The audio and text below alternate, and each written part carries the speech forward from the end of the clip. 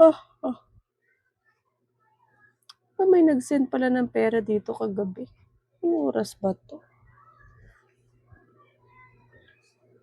1:30 ng umaga? Sino kaya to? Alam nang sarado na yung tindahan, magsisend pa ng pera. Di ata nag-iisip. Ay, naku, kanino kaya to? Hindi pa to nakukuha. Hoy, Day! Hoy! Yes po. Kakabukas mo lang ata. Diyos ko, anong oras na? Ngayon ka palang nagbukas ng tindahan mo? Ay, opo. Bakit po?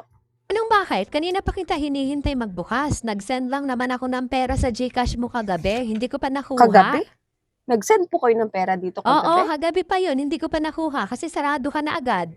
Ano yun? Ang aga-aga mo naman nagsasarado ng tindahan mo? Ay, ate, alam nyo naman po, di ba, na nagsasarado ako dito ng 10 o'clock. 10:30, ganyan, pag may pasok. Anong oras po ba kayo nag-send ng pera?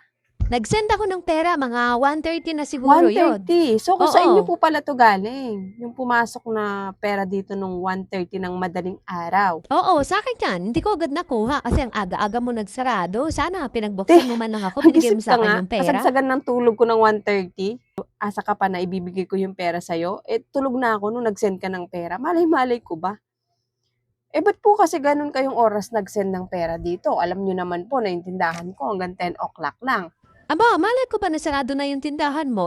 Nag-send ako sa'yo ng ganung oras kasi kakauwi ko lang noon. Sana Bago pinagbuksan po mo ako, kasi binigay kayo mo yung mag-send, pera. tignan nyo muna kung bukas yung tindahan. Ay, hindi ko na kailangan tignan yung tindahan mo kung bukas o hindi. Basta magsisend ako kapag gusto ko, kaya ibigay mo na Ako yung na pera naman sa akin. sisisihin mo na kesyo nagsarado agad ako ng tindahan.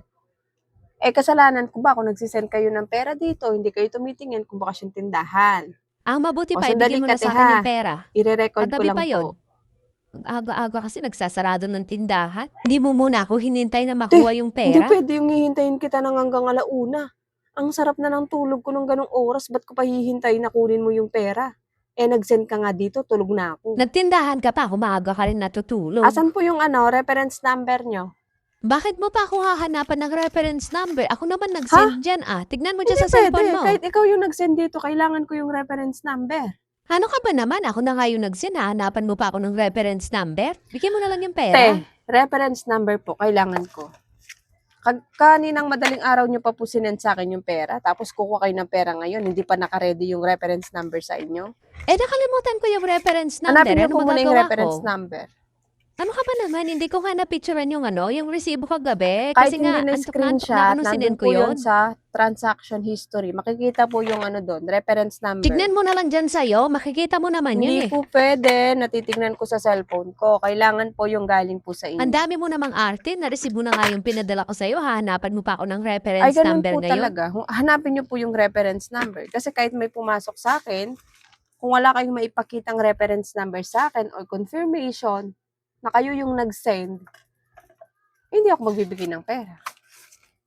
Hanapin nyo po. Sa transaction history, makikita yan. Di naman nabubura doon. Sige, hintayin ko po. Ako pa talaga yung paghahanapin mo. Ako na nga itong naghintay. Kagabi pa yung pera ko sa'yo. Hindi ko agad nakuha. Kasalanan ko po ba kung nag-send kayo agad ng pera dito? Diyos ko ate, 1:30 ng madaling araw. Kasarap-sarapan na ng tulog ko. Magsisend kayo ng GCash. Anong gusto mo? Pagbuksan pa kita ng ganong oras? Ay, oo. Dapat pinagbuksan mo ako kasi tumatawag kahit ako po sa'yo tumatawag kagabi ka sa nung akin, nasend ko na talagang yung hindi kita pera. pagbubuksan, Hindi mo man lang kahit ako magising pa ako ng pinagbuksan. ganong oras, hindi ko nabubuksan yung tindahan ko para sa'yo. Nakita mo yung reference number? Ito yung reference number. Nakita ko na. Pabanggit Dami kasing ako. arte. Yung 6 na dulo, 48, 48, 15, 15, 41. 41. Okay na. Pwede ko na ba makuha Teka yung lang, pera? Record ko muna. Bakit naman nire-record mo pa? Pwede namang ibigay mo na lang yung pera. Ganun Kagabi talaga, pa yan kailangan nasa iyo. i-record bago kunin yung pera. 48, 15, 41. Ang dami mong arte, no? Kagabi pa nga yan. 310. 10 Tapos ngayon, piso ang yung charge dami-dami mo nun. pang Bali 300 na lang cheche bago bibigay mo ko sa'yo, ibigay no? yung pera. Papirma ako. Tignan mo, may papirma-pirma ka pang nalalaman. Pwede namang Ay, ibigay mo ganun na lang talaga. yung pera. Magpapapirma ako. Katunayan na na-claim na yung pera na yan. Baka mamaya ipa-claim mo ulit sa anak mo. Kala mo di kita kilala, no? Anong pinagsasasabi mo dyan? Di ko alam yung sinasabi mo, Ay, no? natatandaan ko pa yung huling ginawa nyo dito. Cliname na nung anak mo, bigla mong i-claim, sabihin mo sa akin na hindi mo pa nakuha yung pera, akala mo hindi ko nire-record. Ay, ewan ko sa'yo. Ibigay mo na lang yung pera 300 ko. na Asan? lang. Akin na. Pakatagal Wait eh. lang. Kagabi pa yan eh. Dapat hindi ka maaga nagsasarado. Sa susunod, agahan mo din magpadala, hindi yung masyado namang maaga, 1:30 ng madaling araw, doon ka Aba, magsisend. mahalap ko ba? Nagsarado ka ng ganong Agahan oras. mo, yung mga bandang 9 o'clock, yung bukas yung tindahan, para makuha Ewan mo ko agad yung sa'yo. pera. Akin na yung pera ko. Oh, Katagal. 300.